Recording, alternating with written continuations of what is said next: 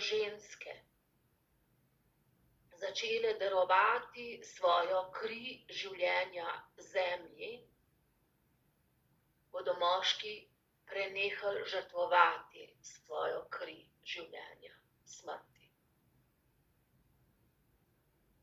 Naša kri življenja nosi kode življenja,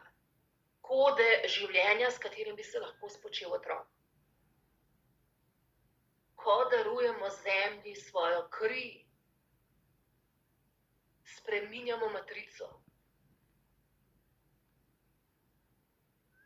Spreminjamo matrico smrti v življenje.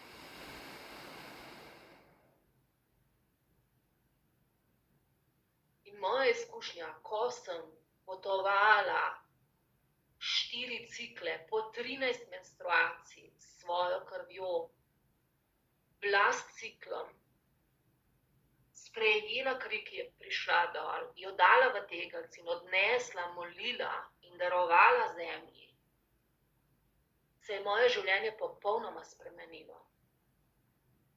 Stik z menoj, stik z zemljo, stik s predniki, stik s tem, kjer sem izgubila moč in kako se mi je začela vračati nazaj.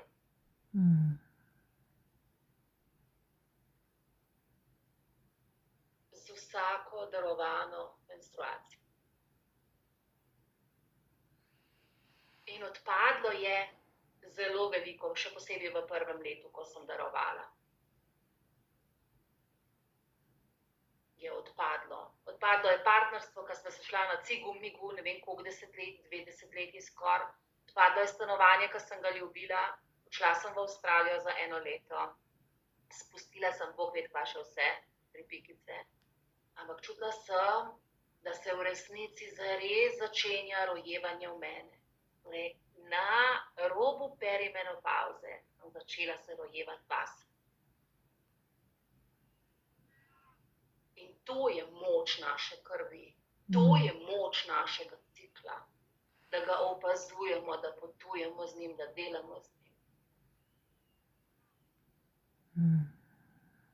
Da se sidramo vase nazaj.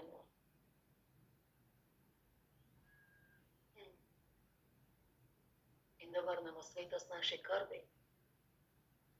Ker s tem, a ne Špela, prej, kaj je rekla, porod, s tem, ko vrnemo svetost naše krvi, bomo drugače vstopili v vsak naslednji prehod. V vsak naslednji prehod bomo drugače vršli.